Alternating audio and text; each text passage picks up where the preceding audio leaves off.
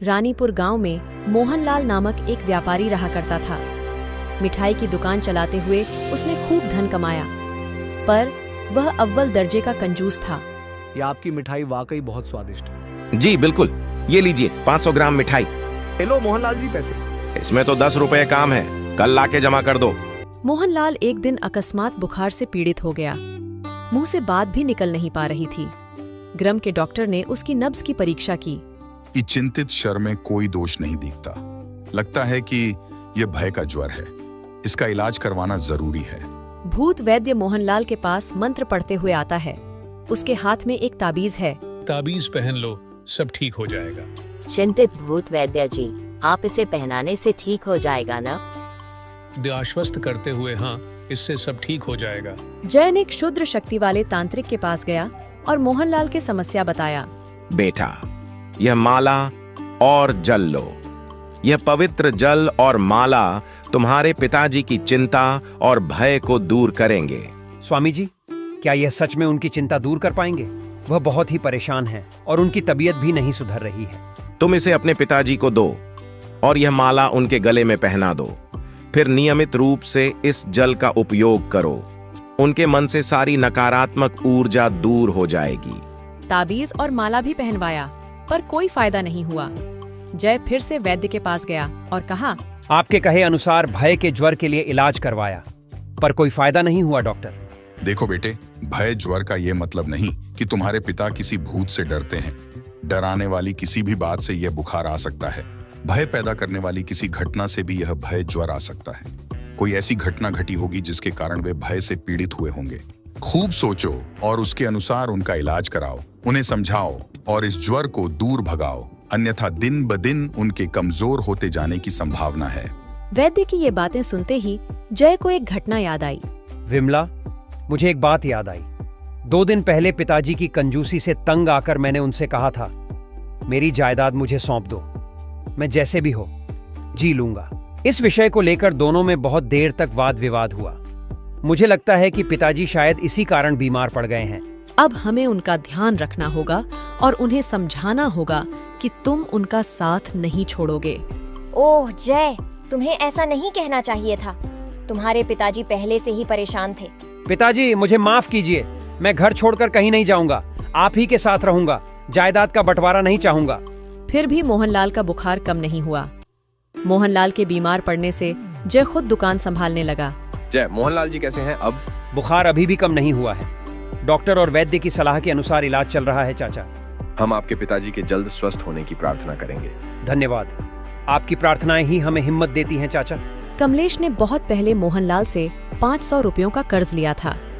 वह उस रकम को लौटा नहीं रहा था। उसने और समय मांगते हुए मोहनलाल से विनती की।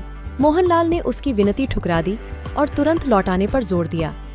इस पर कमलेश ने धमकी देते हुए कहा, एक दमड़ी भी नहीं दूंगा, तुझे जो करना है कर ले। पर अब कमलेश को लगा कि रकम न लौटाने के कारण ही डरकर मोहनलाल ज्वरग्रस्त हो गया।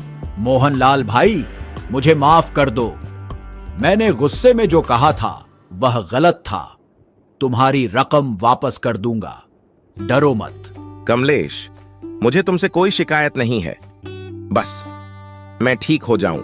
कमलेश जी, आपके आने से हमें राहत मिली है। उम्मीद है पिताजी जल्द ठीक हो जाएंगे। फिर भी मोहनलाल के स्वास्थ्य में कोई सुधार नहीं हुआ। गांव भर को मालूम हो गया कि मोहनलाल भय ज्वर के कारण खाट पर से उठ ही नहीं पा रहा है। सबके सब आए और सहानुभूति प्रकट की। जय, कैसे हैं मोहनलाल जी? हम सब बहुत चिंतित हैं। रामू चाचा, पिताजी की हालत में कोई सुधार नहीं हुआ है। डॉक्टर ने कहा है कि ये भय ज्वर है, लेकिन कुछ भी असर नहीं हो रहा। हम सब ने सुना और इसलिए यहाँ आए हैं। कुछ मदद चाहिए हो तो बताओ। श्याम चाचा, आपकी सहानुभूति के लिए धन्यवाद, लेकिन अभी तो हम सबको यही समझ नहीं आ रहा कि क्या करें। जय, हमें हार नहीं माननी चाहिए। हम सब मिलकर कोई और उपाय सोचेंगे। गांव वाले तुम्हारे साथ हैं। धन्यवाद रामू चाचा, आपकी बात से हौसला मिलता है। हम पिताजी को ठीक करने के लिए हर संभव कोशिश करेंगे। फिर भी कोई फायदा नहीं हुआ। पास ही के गांव के निवासी उसके समधी को भी यह बात मालूम हुई। वह आया और बोला, दहेज देने पर जोर दिया था। मुझे कोई जल्दी नहीं है। जब संभव हो देना। अगर दे नहीं पाओगे तो भी कोई बात नहीं। आगे कभी भी दहेज का नाम ही नहीं लूंगा। तुम्हारी बेटी हमारे घर में सुखी है। इस दहेज को लेकर हमने उसे कभी भी तंग नहीं किया। परेशान मत होना। फिर भी मोहनलाल का बुखार कम नहीं हुआ। मोहनलाल की पत्नी गजलक्ष्मी यह सब कुछ देख रही थी। उसे अचानक एक बात याद आई। उसने पति के कान में धीरे से कुछ कहा। मोहनलाल यह सुनते ही उठकर बैठ गया। यह दृश्य देखकर उसका बेटा बहू चकित रह गए। उन्होंने गजलक्ष्मी से पूछा, वाह माँ, तुमने क्या कहा? एकदम उठकर बैठ गए। जब से शादी हुई तब से लेकर सोने का कमर पट्टी बनवाने के लिए जोर देती आ रही हूँ, किंतु उन्होंने कभी भी इस विषय में सोचा तक नहीं। 1 हफ्ते के पहले मैंने धमकी दी कि कमर पट्टी नहीं बनवाओगे तो मैं कुएं में गिरकर आत्महत्या कर लूंगी। लगता है इसी को लेकर वे चिंतित हैं और ज्वरग्रस्त हो गए। बड़ी देरी से मुझे यह बात याद आई। मैंने उनके कान में कह दिया कि कमर पट्टी बनवाने की कोई जरूरत नहीं है।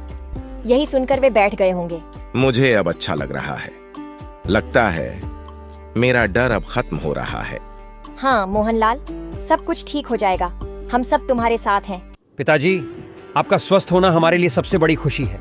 उसके बीमार हो जाने के बाद पत्नी, बहू और बेटा कितने परेशान और दुखी हुए, मोहनलाल ने देख लिया। गांव वालों के प्रति भी उसमें कृतज्ञता भाव जगा। इतनी बड़ी कमर से लिए सोने की कमर पट्टी बनवानी हो तो जानती हो कितना सोना चाहिए। इसी डर से मैं बीमार पड़ गया, पर अब समझ में आ गया कि मुझ पर जान देने वाली पत्नी के लिए कितना भी खर्च क्यों न करूं, कम ही है। अवश्य ही करधनी बनवाऊंगा। अब आपकी तबीयत ठीक हो गई, यही मेरे लिए सब कुछ है। आपकी कंजूसी से तंग आकर मैंने उस दिन ऐसी मांग पेश की जिसके लिए मैं माफी मांगती हूँ। अब करधनी पर मेरा मोह नहीं रहा। अगर बनवाना ही है तो हमारी बहू के लिए बनवाइए, देखने में बड़ी ही अच्छी लगेगी। अब मोहनलाल की कंजूसी खत्म हो गई। वे उदार स्वभाव का बन गया।